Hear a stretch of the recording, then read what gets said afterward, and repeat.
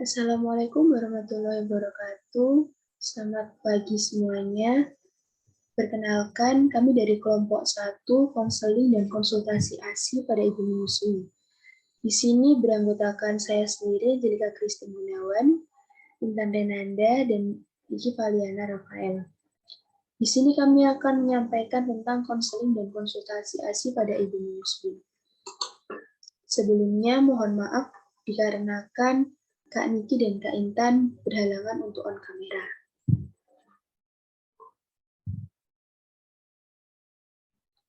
Baik, mari kita memulai konsultasi pada pagi hari ini. Nyonya Intan adalah seorang ibu menyusui yang berusia 25 tahun, yang baru saja melahirkan 1 bulan yang lalu, dan sekarang sedang menyusui. Nyonya Intan merupakan salah satu pegawai di salah satu perusahaan swasta. Nyonya Intan memiliki tinggi badan 165 cm, berat 30 cm, dan berat badan 63 kg. Nyonya Intan memiliki pola makan yang cenderung buruk, karena sering membeli makanan di luar rumah, menyukai junk food, dan suka meminum kopi. Nyonya Intan mengunjungi konselor atas keinginan pribadinya karena ingin mengonsultasikan mengenai ASI pada pola makannya.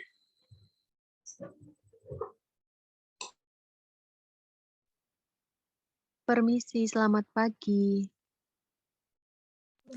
Iya, selamat pagi, Bu.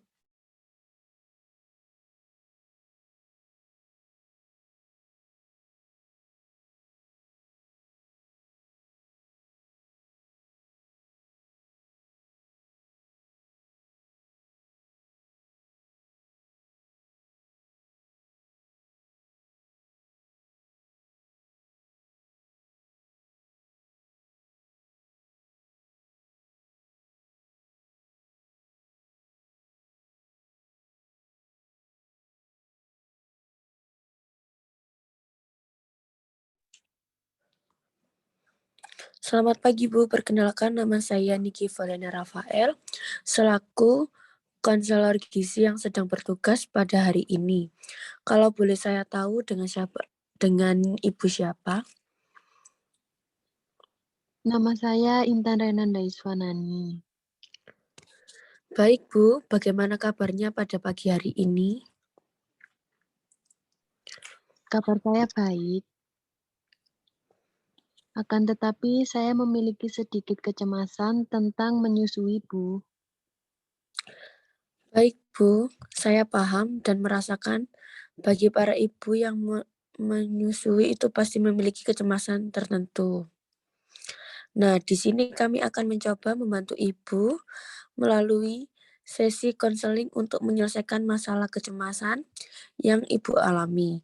Sebelumnya saya ingin bertanya, apakah Ibu datang ke sini sendirian atau ada yang mengantarkan? Saya datang ke sini sendiri dan atas kesadaran saya sendiri. Baik.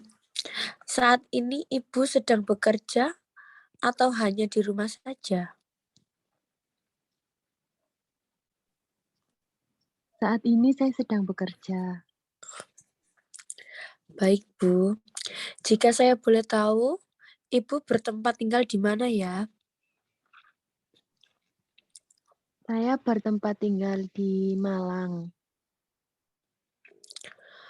Oh, berarti cukup dekat ya, Bu, dengan RS. Kalau saya boleh tahu, Ibu mengunjungi konselor ini atas kemauan pribadi atau ada yang merekomendasi pada Ibu, Bu? Saya datang ke sini atas keinginan pribadi saya, karena saya belakangan ini sering membaca mengenai menyusui dan banyak hal yang ingin saya tanyakan atas kebenarannya. Dan juga saya memiliki sedikit masalah tentang keberlangsungan menyusui saya. Baik, di sini saya sambil mencatat ya, Bu, beberapa hal yang akan kita diskusikan. Saya izin mencatat ya, Bu. Baik, Bu.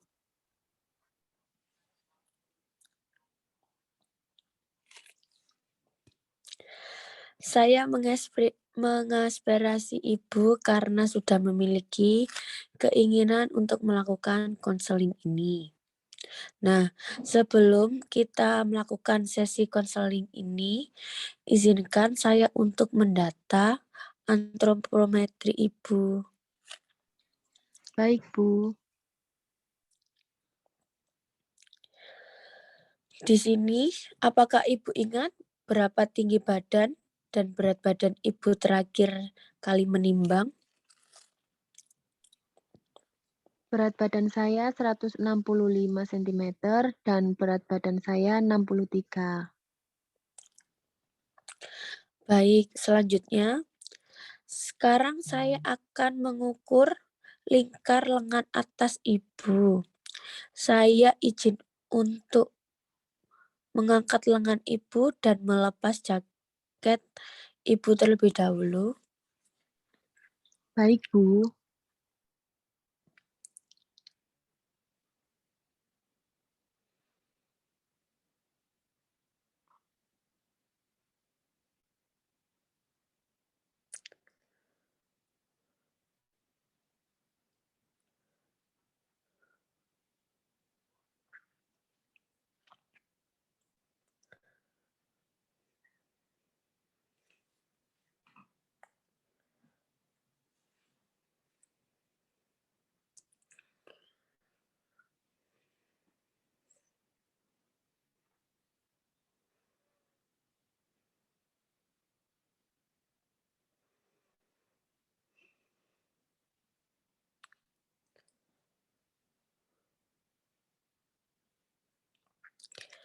Baik, hasil pengukuran dari lila Ibu adalah 30 ya, Bu. Jadi, di sini kita sudah mendapatkan data antropometrinya ya, Bu. Untuk berat badan Ibu 63 kg dan tinggi badan 165. Di sini saya ingin bertanya, terakhir kali Ibu menimbang saat hamil itu berapa ya, Bu? Terakhir saya menimbang saat hamil itu 78 kg.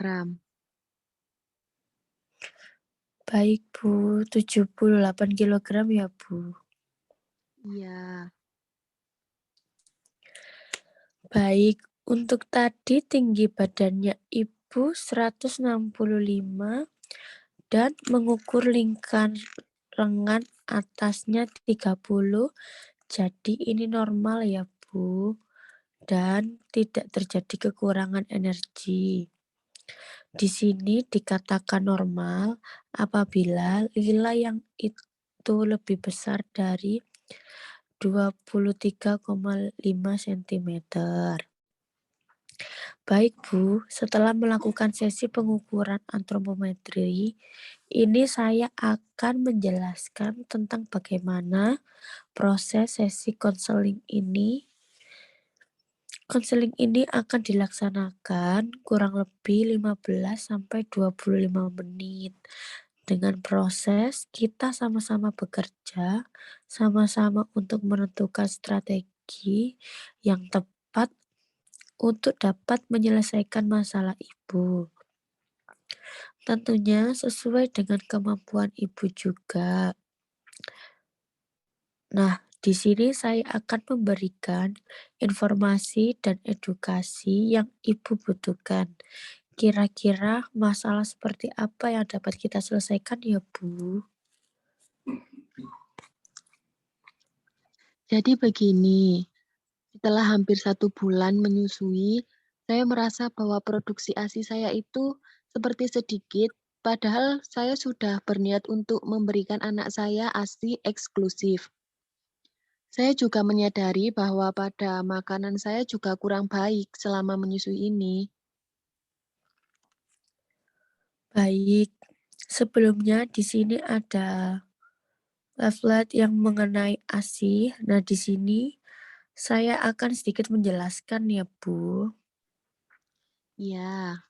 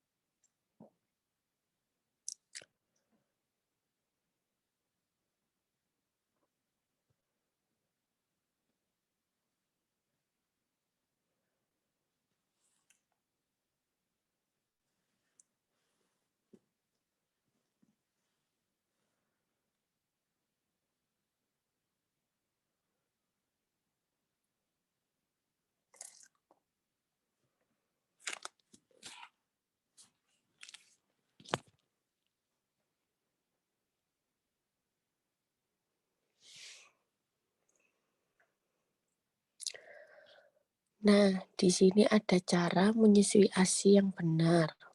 Nah, posisi ibu itu harus nyaman, duduk atau berbaring.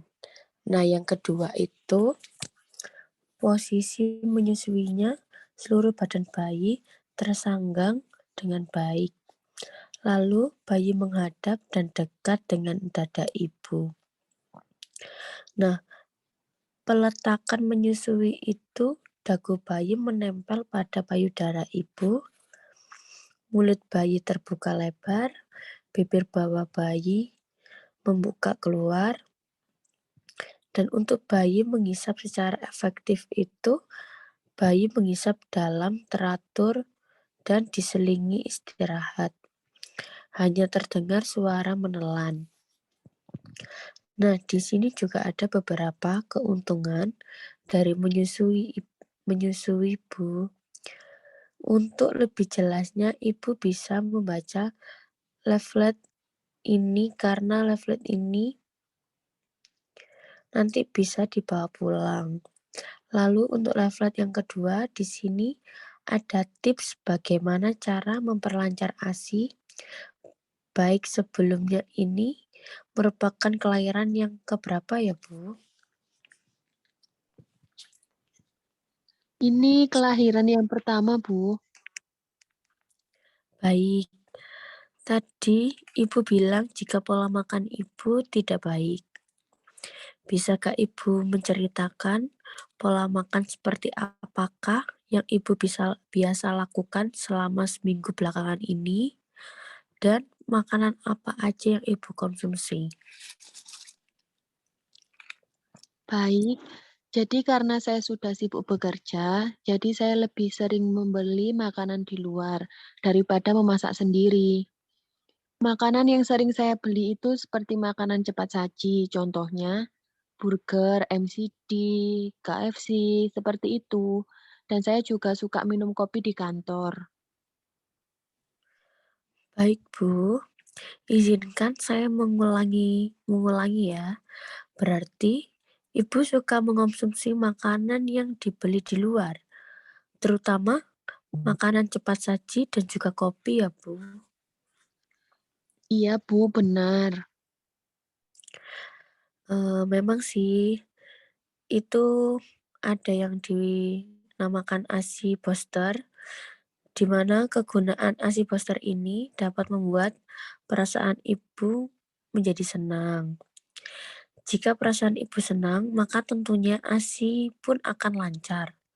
Saya juga mengerti akan kesibukan ibu, juga pekerjaan ibu.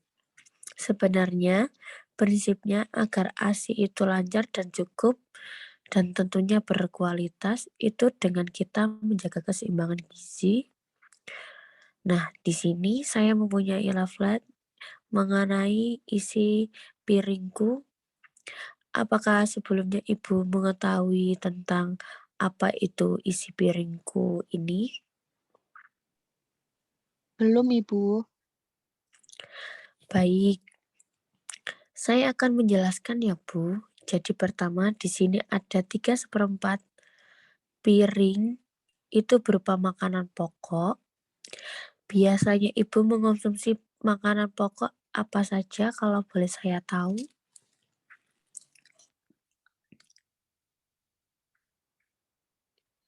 Biasanya lauk lauk pauk itu ada hewani juga. Mengkonsumsi makanan pokok nasi, kadang-kadang kentang juga. Baik, jadi di sini makanan pokok itu bukan hanya nasi dan kentang saja ya Bu. Makanan pokok juga bisa berupa roti, jagung, dan juga umbi-umbian seperti singkong.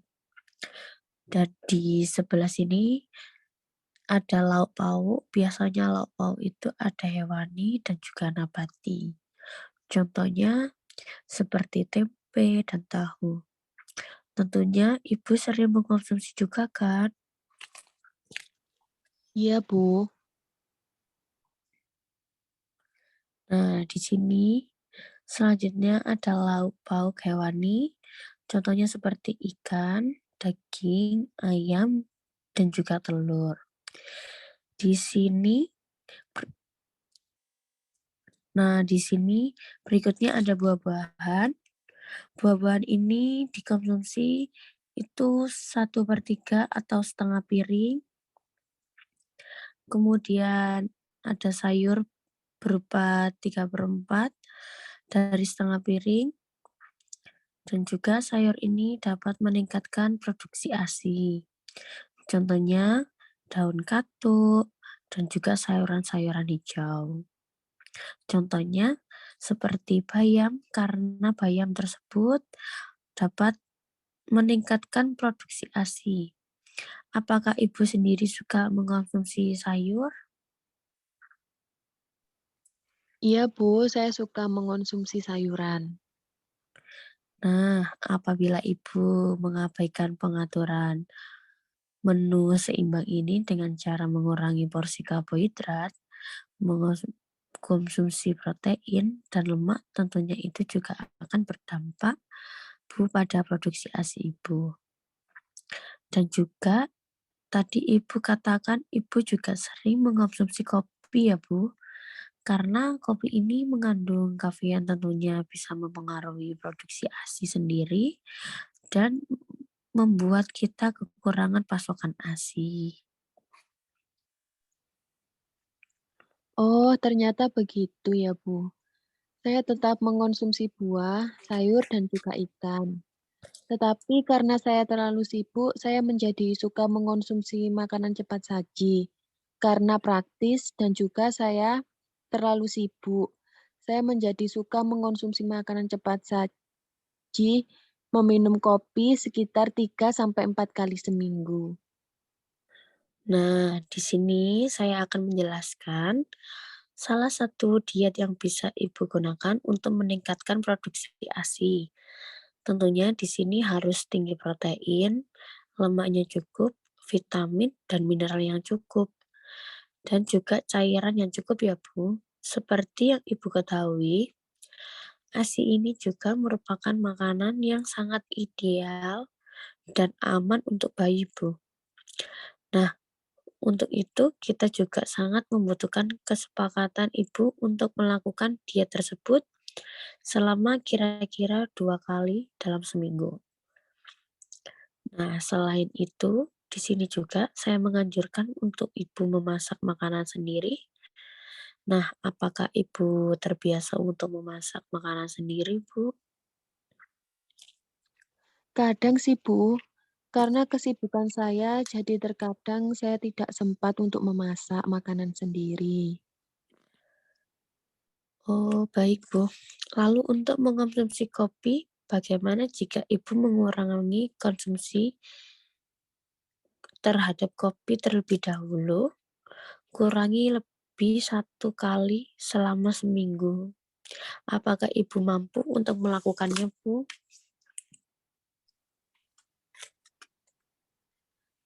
Sebenarnya saya sadar akan hal tersebut. Yang Ibu katakan tadi benar. Jadi demi anak saya akan berusaha untuk mencoba melakukan apa yang sudah Ibu rekomendasikan tadi. Baik, Bu. Untuk melakukan rekomendasi dari saya secara perlahan, itu sudah merupakan suatu niat yang baik dan saya sangat mengapresiasi. Nah, dari beberapa hal yang sudah kita diskusikan, tadi kira-kira hal apa yang sudah Ibu dapatkan? Jadi di sini saya akan mengurangi untuk mengonsumsi makanan cepat saji dan juga meminum kopi. Jadi di sini saya saya juga akan berusaha untuk memasak makanan sendiri agar saya tidak perlu mengonsumsi makanan cepat saji dan juga menjaga kebersihan payudara untuk meningkatkan produksi ASI dan kelancaran menyusui. Baik, kira-kira dari beberapa hal yang sudah kita sepakati tadi, Apakah Ibu benar-benar bisa komitmen? Baik, Bu. Saya akan berkomitmen untuk melakukan beberapa kesepakatan tadi. Baik, saya sangat senang jika Ibu mau berkomitmen untuk melakukan beberapa hal yang sudah kita sepakati tadi. Semoga apa yang Ibu lakukan dapat terlaksanakan dengan baik. Semangat ya Bu, dalam proses memberikan ASI kepada anak Ibu untuk melakukan evaluasi lagi. Bagaimana jika kita melakukannya setelah 2 minggu ke depan, apakah Ibu bisa? Baik, bisa, Bu. Baik, kita akan melaksanakan pertemuan kembali dalam 2 minggu ke depan. Saya kira cukup sekian sesi konseling untuk hari ini. Terima kasih, Bu. Baik, terima kasih, Bu.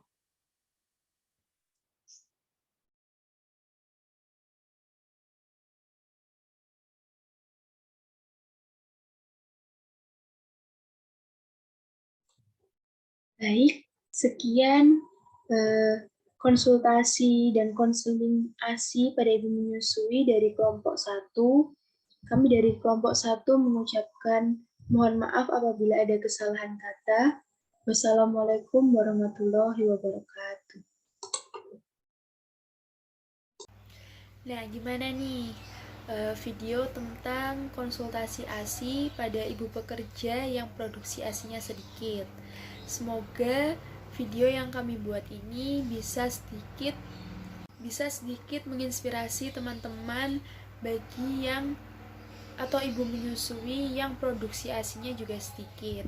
Jadi jangan takut untuk berkonsultasi kepada orang yang sudah ahli dalam bidangnya. Baik, saya Angelika Christine Gunawan, pamit undur diri dan sampai jumpa di video selanjutnya jika ada. Saya Intan Renanda Iswanani, saya pamit undur diri dan sampai jumpa di video berikutnya jika ada. Assalamualaikum warahmatullahi wabarakatuh. Saya Niki Valiana Rafael, pamit undur diri dan sampai jumpa di video selanjutnya jika ada.